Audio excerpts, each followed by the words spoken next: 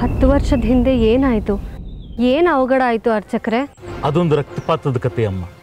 ಆವಾಗಲೇ ಹೇಳಿದ್ನಲ್ಲ, ವೈಷ್ಣವರಿಗೆ ದಿನವೂ ತಮ್ಮರ್ಚಕರೇ ಪೂಜೆ ಮಾಡಬೇಕು ಅಂತ, ಶೈವರಿಗೆ ತಮ್ಮರ್ಚಕರು ಪೂಜೆ ಮಾಡಬೇಕು ಅಂತ ದಿನವೂ ಪೂಜೆಗೋಸ್ಕರ ಕಿತ್ತಾಟ ನಡೀತಾನೆ ಇತ್ತು. ಆವತ್ತು ಊರ ಉತ್ಸವ, ತೇರು ಬೀದಿಯಲ್ಲಿ ಹೋಗ್ತಾ ಇತ್ತು.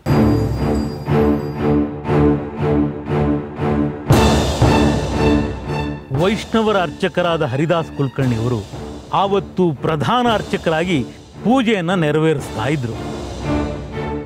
ಇದು ಶೈವರಿಗೆ ಸಿಟ್ಟು ತರಿಸ್ತು. ಶೈವರ ಅರ್ಚಕರಾದ ಭುಜಂಗ ಅವರು ಕೋಪವನ್ನು ತಡೆಯಕ್ಕಾಗದೆ ಉತ್ಸವ ಮೂರ್ತಿಯ ಕೈಯಲ್ಲಿದ್ದ ತ್ರಿಶೂಲದಿಂದ ಹರಿದಾಸ ಕುಲಕರ್ಣಿಯವ್ರನ್ನ ಇರಿದ್ಬಿಟ್ರು.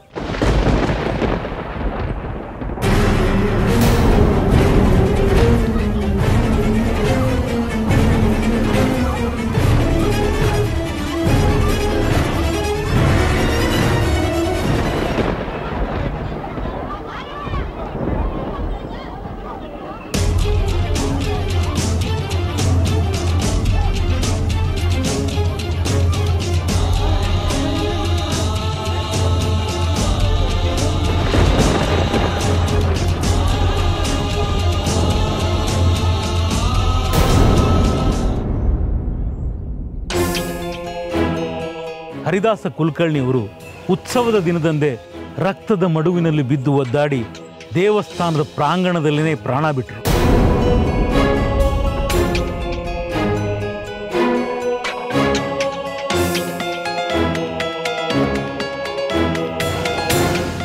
ಆಮೇಲೆ ಪೊಲೀಸ್ನವ್ರು ಬಂದ್ರು, ಭುಜಂಗ ಅವ್ರನ್ನ ಹಿಡಿದು ಸೆರೆಮನೆಗೆ ಹಾಕಿದ್ರು.